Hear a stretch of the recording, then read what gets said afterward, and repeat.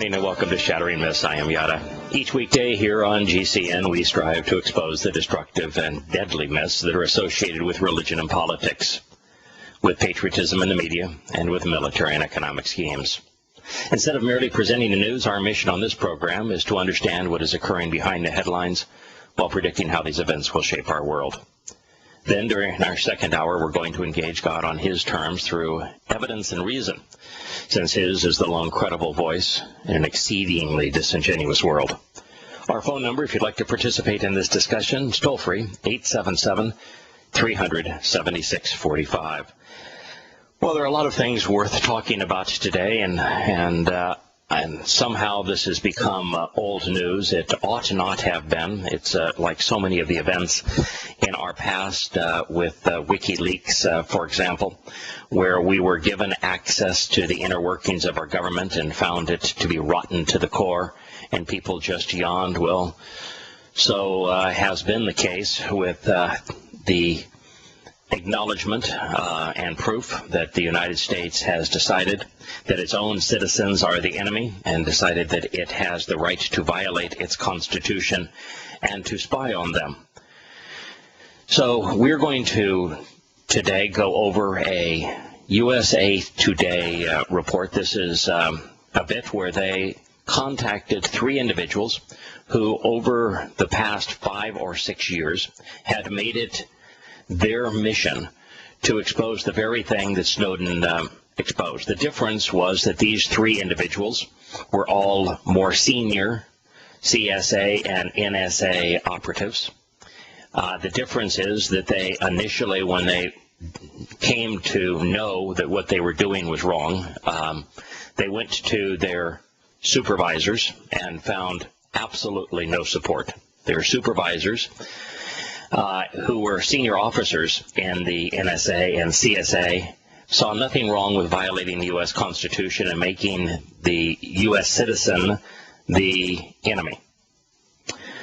The difference between these three individuals and Snowden is that these three individuals actually wrote the code that created the programs known as PRISM and the mechanisms of collecting information on our use of our telephones.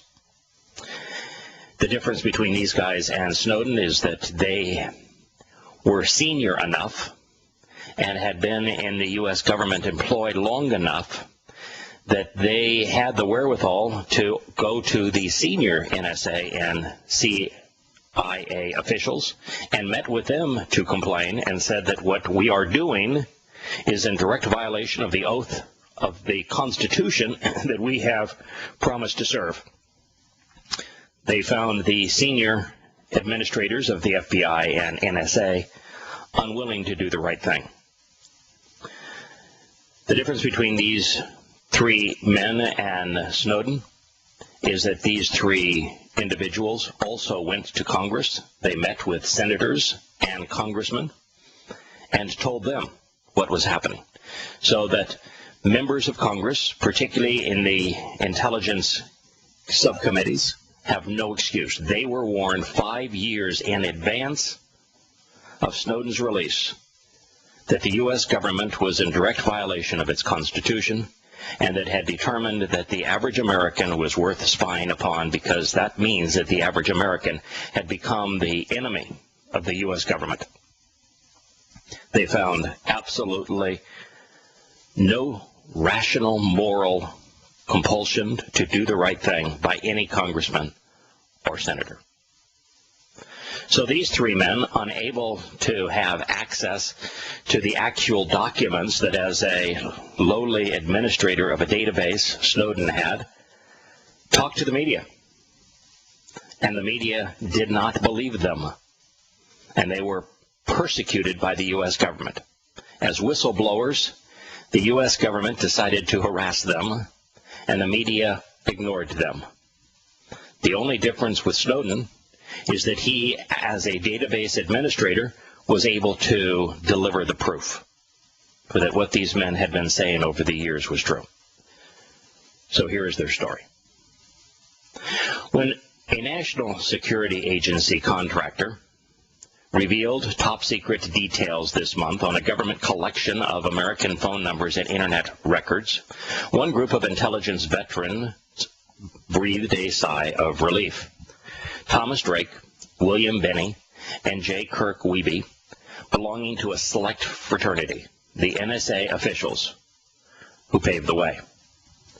For years, the three whistleblowers had told anyone who would listen that the NSA collects huge swaths of communications data from U.S. citizens. They had spent decades in the top ranks of the agency, designing and managing the very data collection systems they say had been turned against Americans. When they became convinced that fundamental constitutional rights were being violated, they complained, first to their superiors, then to federal investigators, to congressional oversight committees, and finally to the news media. To the intelligence community, the trio are villains who compromised what the government classifies as some of its most secret, crucial, and successful initiatives. Imagine that now. If that's true, to the intelligence community, spying on Americans, turning their spying capability onto ordinary Americans, violating the U.S. Constitution's Fourth Amendment, is amongst their most successful initiatives. These three men have been investigated as criminals and have been forced to give up their careers, their reputations, and the friendships they built over a lifetime. That's the way the U.S. government plays. It's a nasty, nasty enterprise. Today, they feel somewhat vindicated. They say the documents leaked by Snowden, the 29-year-old, I think he's actually a 30-year-old, former NSA contractor who worked as a systems administrator, proves their claims of sweeping government surveillance of millions of Americans not suspected of any wrongdoing. They say that those revelations only hint at the program's reach. Now, that's the key aspect here. The surveillance programs are targeted against Americans who are not suspected of any wrongdoing, which makes it a gross violation of the Fourth Amendment of the U.S. Constitution of unreasonable search and seizure. On Friday, USA Today brought Drake, Binney, and Wiebe together for the first time since the story broke to discuss the NSA revelations. With their lawyer, Jesselyn Raddack, the Government Accountability Project, she is of the Government Accountability Project, they weighed their implications and their repercussions. They disputed the administration's claim that the impact of the disclosures on national security and President Obama's argument that Congress and the courts are providing effective oversights was nonsense. And they have warnings for Snowden on what he should expect. First question. Did Edward Snowden do the right thing in going public? William Binney. We tried to stay for the better part of 7 years inside of the government, trying to get the government to recognize the unconstitutional and illegal activity that they were doing, and to get the government to openly admit and to devise certain ways that it could be constitutionally and legally acceptable to achieve the means they were after. So Bill Binney saying, we tried for 7 years inside the government to first get the government to acknowledge that what they were doing was unconstitutional, therefore illegal at the highest possible level, and to say there is a better way, a legal way, to accomplish the goals you're after. And that's just failed, totally, because no one in Congress, we couldn't get anyone in the courts, and certainly not the Department of Justice and the Inspector General's office, to pay any attention to any of this. And all of the efforts we made just produced no change whatsoever. All it did was continue to get worse and to expand. So the courts, federal courts in particular, that are sworn to uphold the U.S. Constitution, didn't care that the U.S. Constitution was being violated. Now, the courts, the Supreme Court particularly, doesn't rule on the U.S. Constitution anymore. They rule on their own political agenda and issues that intersect the U.S. Constitution are very seldom heard by them. Question, so did Snowden do the right thing? Benny, yes, he did. Question, you three wouldn't criticize him for going public from the start. Kirk Wiebe, correct, we would not criticize him for going public. He did the right thing. Benny, in fact, I think he saw and read about our experience and what we endured. And that was part of his decision-making. He knew that we had failed when attempting to encourage accountability from inside. Wiebe, I agree. Radek, the attorney. Not only did they go through multiple and all of the proper internal challenges or channels, but they failed.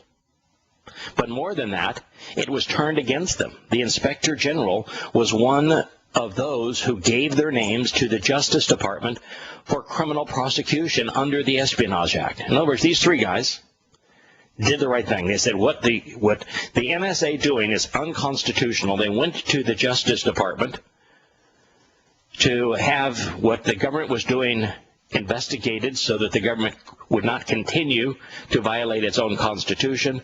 And what happened? The Justice Department turned these three guys in and wanted them prosecuted for espionage.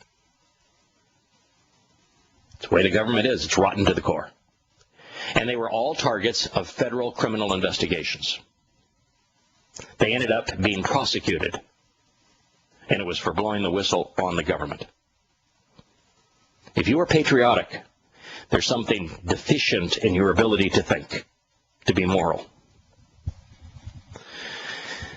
There's a question being debated whether Snowden is a hero or a traitor. Benny, certainly he performed a very valuable public service, to begin with, by exposing these programs and by making the government, in a sense of a publicly accountable, at least in a sense of making the government publicly accountable. But now he is starting to talk about things that, like the government hacking into China and all that sort of thing, and he's going a little too far. I don't think he had access to that program. But somebody talked to him about it, so he has talking about it. And from what I've read anyway, he said that someone, a reliable source, told him that the U.S. government is hacking into all different countries around the world. That's not a public service. And now he is going a little beyond public service. You know, Mr. Benny, I beg to differ with you. While the first release was absolutely a public service, the public yawned. Now the only way to get accountability is pressure from other countries. We'll return in a moment.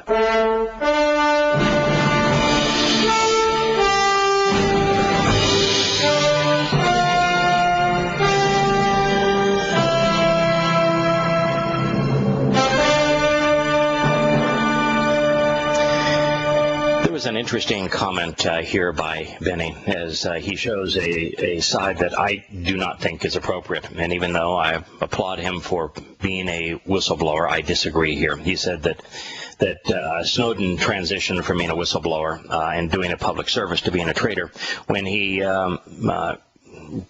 acknowledged that the United States is spying on the citizens of many nations.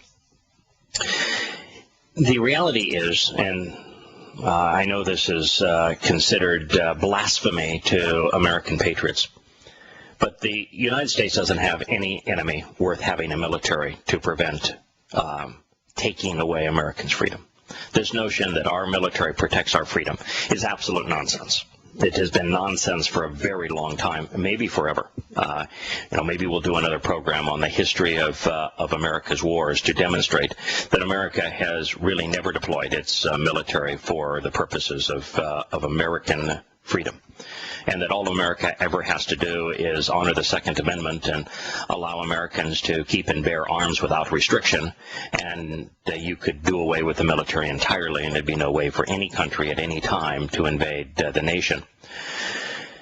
But the reality is there is no nation on earth, not the Russians, not the Chinese, who have the inclination to invade and occupy America, nor the ability to invade and occupy America. And if you were to give those nations the next 20 years, should they magically come up with an inclination to invade and occupy America, they couldn't in 20 years come up with the wherewithal to do so. They don't have it. and there is no chance that they're going to develop it. It is a complete myth that there is a value in spying on those countries to know what their intentions are. And it's a complete myth to say that our U.S. military and the $650 to $750 billion that we squander on it, in addition to the money we squander on counterproductive wars, keeps us safe. Does not. It is absolutely stupid. And what America does when it spies on citizens from other countries is it infuriates them. I mean, for the most part, America is despised in Central and South America. For the most part, we're despised in Europe. Now, there's a reason beyond just Islam that America is despised in the Islamic world. Our intervention in other countries through NSA and CIA spying and CIA malfeasance generates enemies. And if you expose programs that have no value whatsoever to American security, that are in fact making enemies out of other nations and the people of other nations, then you're doing a service for Americans. He's not being a traitor here. What's wrong here, what is the traitor, is our own inability to process this information rationally.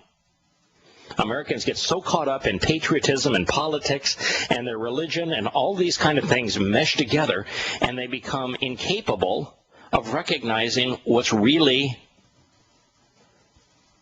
reliable, what's really appropriate, what is unreliable, and what is inappropriate.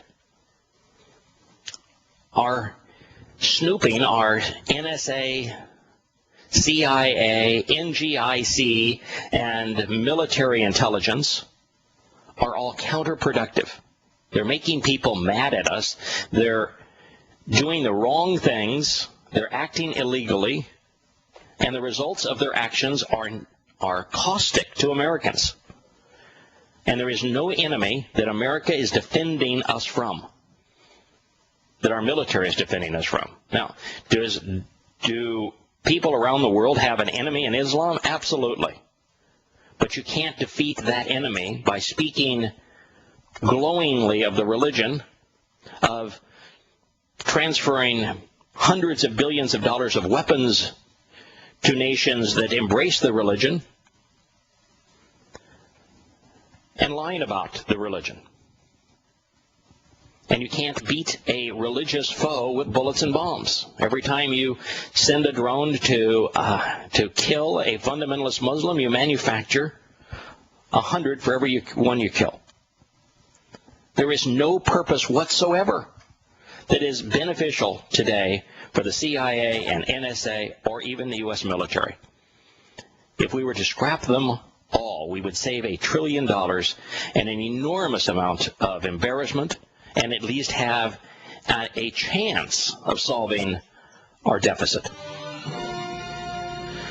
We'll return with this interview. We'll hear a statement from Thomas Drake and then the attorney Raddick before we move on to the next question posed by USA Today, as they presented a roundtable discussion with 3 individuals from the NSA working on this project who had come before Snowden.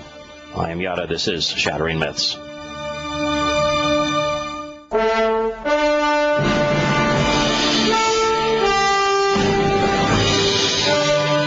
question asked by USA Today to the threesome of individuals who went before Snowden and told everyone who would listen, their supervisors, the head of the NSA and CIA, the Judicial Justice Department of the United States, as well as congressmen and senators, that the United States government was violating its own constitution. And they were asked, the question was, Snowden a hero or a traitor? Thomas Drake answered, he's an American who has been exposed to some incredible information regarding the deepest secrets of the United States government. And we are seeing the initial outlines and contours of a very systematic, very broad, and Leviathan surveillance state, and much of it is in violation of the fundamental basis of our country. In fact, the very reason we had our own American Revolution. And the Fourth Amendment, for all intents and purposes, was revoked after 9/11. He is, by all definitions, a classic whistleblower. And by all definitions, he exposed information in the public interest. We now finally have the debate that we never had following 9/11. Wow. Stunning statement. We'll go on with the next question in a moment, but we have Nick having called in from Wisconsin. Nick's called the program many times in the past relative to a nephew, I believe, could even be a sister, but a family member who married a Muslim, and searching to find information on Islam is what originally drew him to us. And since that time, Nick's called in many times with interesting insights and great questions. Nick, welcome back to the program. Haven't heard from you for a while. Good morning. Well, when you point out those, when you quote what's written in Tabari, and and what I hear back from the Muslim defenders is that what I quote is not true, and that there is no known. I mean, those who write this on social network or on the sites like Prophet of Doom do not have links to Arabian version of those sayings. And so that's where my question is. All right. Where are those links? Okay. All right.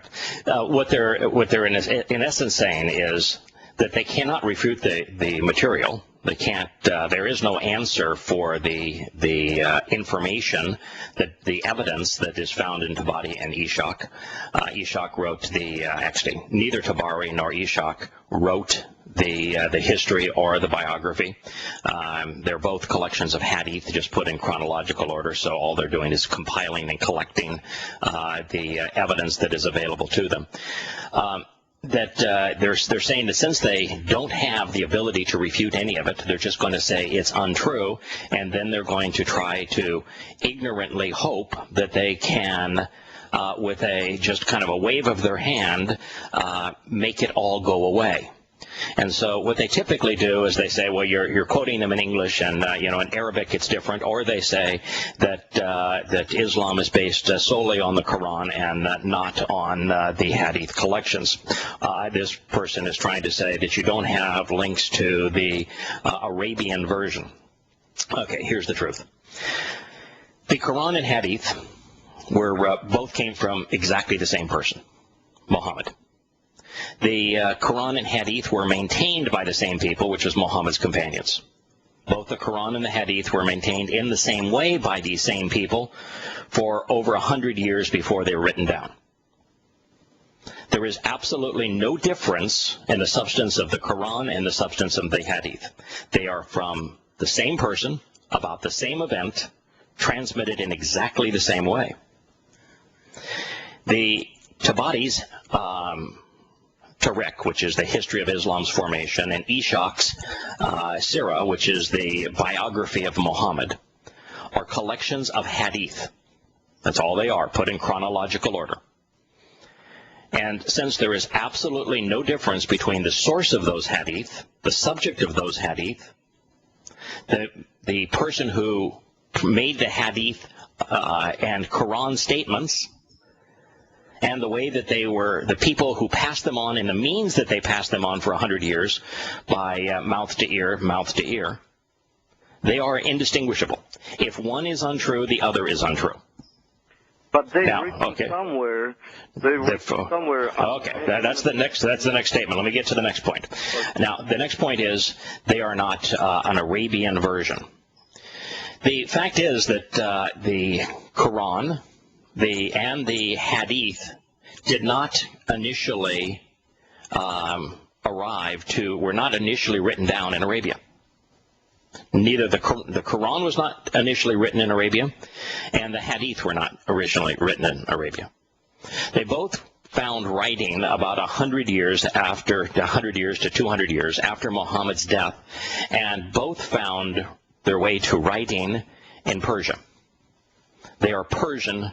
All of them are Persian documents. The Quran, in terms of its original written version, was written in Persia, outside of today's Baghdad.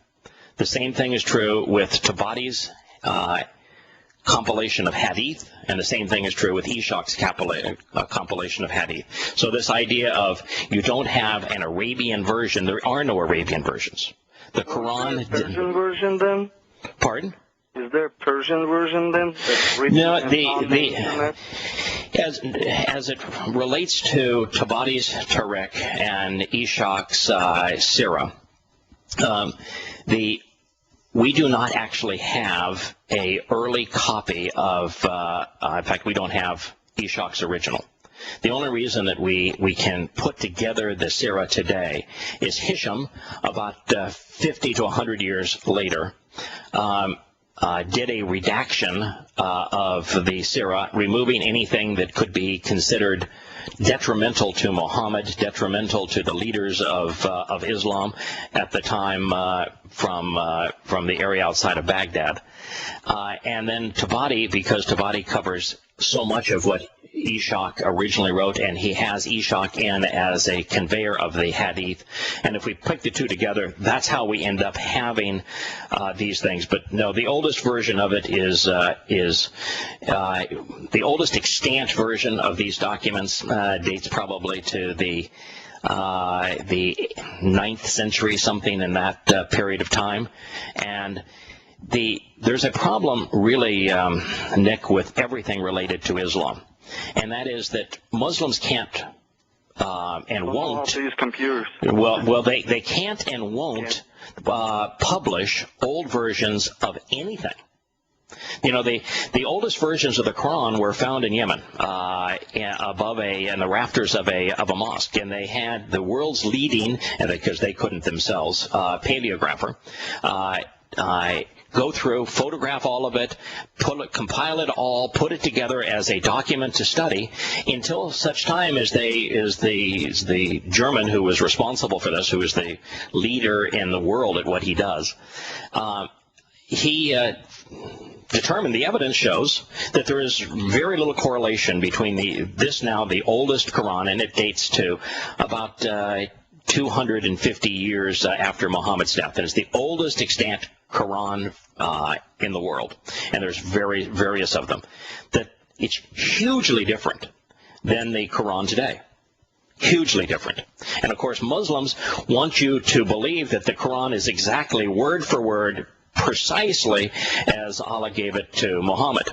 Well, what the oldest fragments say is that's not even remotely accurate. So what did they do? They fired the guy, and they took all of his data that he had published and took it off the internet.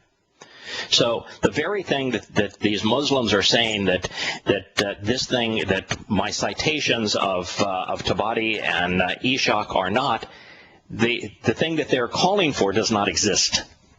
Anytime there's an old document from Islam's past that provides a earlier witness to what was said and done, it's so much harsher, and it's so inconsistent with what Muslims have sanitized their religion into being, that they forbid it from being published. And so that's just the bottom line. Now, as for what I quote it in English. My primary language is English. I wrote Prophet of Doom in English, and the translations that I used were all Islamic translations, in the sense of the scholars who provided the translations were all Islamic scholars who had spent their lives skilled in this very early form of Arabic. And so the guys who are looking at the old they don't exist. There are no old versions. That's just the bottom line. Did they destroy them all then? Yes. Yeah, in fact, what the Hadith actually says is that because the Quran versions, as they first were written down, and this would have been, they were first written down about 100 years after Muhammad's death, which that's a long time to pass on something via hearsay. That they became so divergent, that they were so incompatible with one another over that period of time, that what they did is created a blended version, and then they destroyed everything except their blended version. It's like the Vulgate, which is the Latin translation that was used by the Roman Catholic Church of the so-called Christian New Testament. What had happened is that from Greek into Old Latin, there were so many variants of the text that the Roman Catholic Church realized that with all these variants, they had no credibility. Where can I find the proof of? In Prophet of Doom, in the source material appendix, which is it's immediately after the 25th chapter of the book. So in Prophet of Doom, there's a source material appendix. It's available online. It's in its entirety. If you read that, it provides all of the information that is known to us regarding the hadith that says that from the Islam's own early records, that there were so many variants that they were destroyed and compiled into one universal version. As it turns out, that wasn't even true, but that's what they claim. And then you'll also read about, I think his name is Gurin or Gerd, the German, that was assigned to investigate the oldest documents, which are those found in Yemen. And you'll find the history of what he did and found. What you will find... Sure, Nick. What you'll find is that everything that the defenders of Islam are telling you is the opposite of what is true.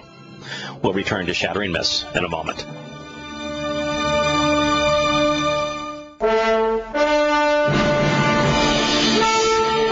Well, welcome back to Shattering Myths.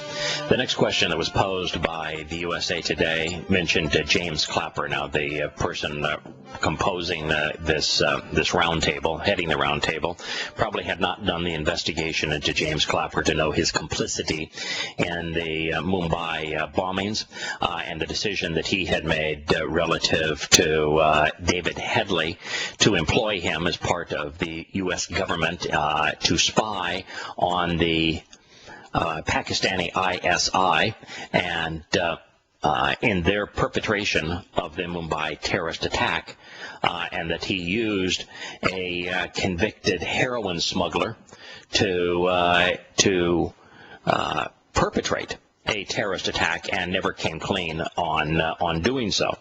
Anyway, the question is, James Clapper, the National Director of National Intelligence, said Snowden's disclosure caused huge and grave damage to the United States. Do you agree? Weeby. No, of course not. No, not in any possible way.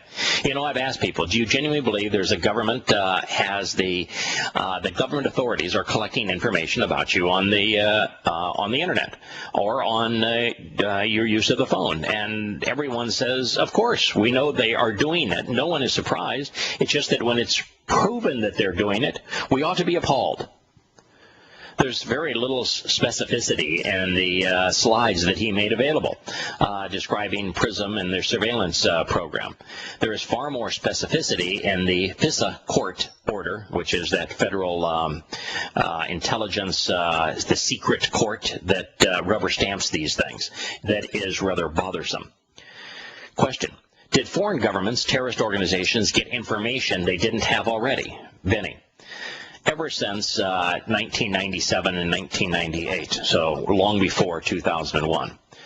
These terrorists, it's too bad they don't call them what they are. They're supposed to be intelligence officers, these fundamentalist Muslims, but they call them these terrorists, have known that we've been monitoring all of the communications all along, by the way. Of course they do, because we told them that we did. I mean, how many times has the American government blathered about, oh, there's all sorts of chatter on the internet which suggests this, that, and the other thing. And so we knew we were doing that because the government acknowledged doing that. And they knew we were doing it because we told them we were doing it. The terrorists have known that we're monitoring their communications all along, so they've already adjusted to the fact that we're doing that. So the fact that it's published in the U.S. news that we're doing that, it has no effect on them whatsoever. They have already adjusted to it. You know, when we raided Osama bin Laden's compound, that was the first thing that we learned, that he was not sending out his communiques by cell phone, by satellite phone, or by email, that he had gone exclusively to a courier method with handwritten notes. Radek, does this come up? This comes up every time there's a leak. In Tom's case, Tom was accused of literally the blood of soldiers would be on his hands because he created damage. That's what we did with Brady. Was it Manning, the young man that's now being tried for treason and espionage because he released documents that showed the malfeasance of the U.S. government. Blood of soldiers will be on his hands. Why in the hell are the soldiers over there anyway? When the NSA goes dark, soldiers die, they claim. Well, there's absolutely no correlation between the NSA's work and soldiers dying or soldiers living. And so this Radek says, and that has nothing to do with Tom's disclosures at all, but was part of the fear-mongering that generally goes with why we should keep everything secret. Question. What did we learn from the document? The Verizon warrant issued by the Foreign Intelligence Surveillance Court, FISC, is Foreign Intelligence Surveillance Court, that Snowden actually leaked. Drake. It's an extraordinary order. I mean, it's the first time we've seen publicly an actual secret surveillance court order. I don't really want to call it Foreign Intelligence Court anymore because I think it's just becoming a surveillance court, right? Oh, boy, that was brilliant. It's, you know, the name is Foreign Intelligence Surveillance Court, but what was the court order on? Domestic spying. That's brilliant. So they're already using a name for this that is inappropriate for what they're doing. Cover, if you will. So are we all foreigners now? Is every American a foreigner? By virtue of the order, every single foreign record that Verizon has turned over each and every day to the NSA must be by all foreigners, that every American now, hundreds of millions of them, are foreigners, if this foreign intelligence court was given the authority to impose the order. He said also, there was no probable cause. There was no indication of any kind of terrorism or counterterrorism or any investigation. Simply, give us the data.